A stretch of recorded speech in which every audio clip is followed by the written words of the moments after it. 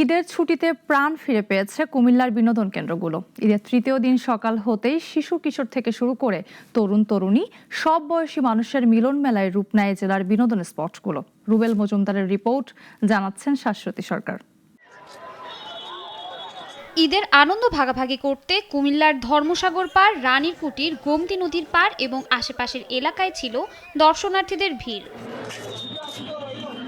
এর পাশাপাশি শহরের বাইরে অবস্থিত ময়নামতি বৌদ্ধ বিহার, শালবন বিহার, ময়নামতি জাদুঘর, কোটবাড়ি পাহাড়ি এলাকাতেও ছিল দর্শনার্থীদের ব্যাপক উপস্থিতি।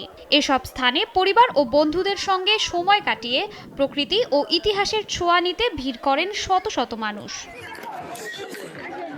ঈদ ভ্রমণের স্মৃতি ধারণ করতে কেউ সেলফি তুলছেন, কেউ বা পরিবার পরিজন নিয়ে ক্যামেরায় ফ্রেমে বন্দী হচ্ছেন। আবার অনেক সমবয়সীরা একত্রিত হয়ে মত্ত গানের আড্ডায়।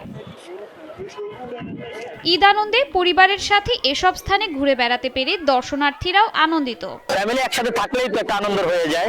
আর এখানে তো আমরা কিছু এমন জায়গায় আসছি যে জায়গাটা আসলে বরাবর আনন্দের ছিল। ঐতিহাসিক স্থান আমি বইয়ে আর নানা জায়গায় ছবি দেখেছি, ভালোই লাগছে। এখানে বাচ্চাদের নিয়ে এবং পাশের ভাবিদের নিয়ে আমরা সবাই একসাথে ঘুরতে আসছি, খুব ভালো লাগছে দেখে। অনেক কিছু পড়েছি ইতিহাস বইতে, সেগুলো নিজের চোখে দেখতে পেরে আজ খুব ভালো লাগছে। ভ্রমণ স্পটগুলোতে ঘুরতে আসা দর্শনার্থীদের নিরাপত্তা দিতে কাজ করে যাচ্ছে টুরিস্ট পুলিশ।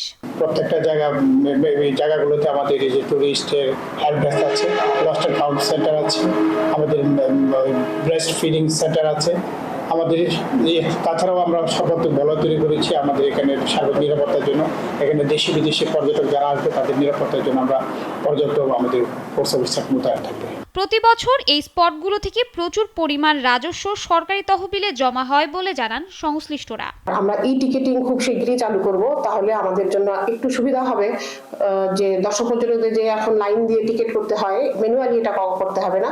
দর্শক পর্যটক যদি প্ল্যান করেন যে 3 দিন পরে ভিজিট করবেন বা 7 দিন পরে ভিজিট করবেন, তারা আগেই অনলাইনে টিকিট করতে পারবেন। ঈদ যেন সবাইকে এক সুতোয় গেঁথে দেয়, এনে দেয় সাম্য, সম্প্রীতি আর ভ্রাতৃত্বের অনন্য বার্তা।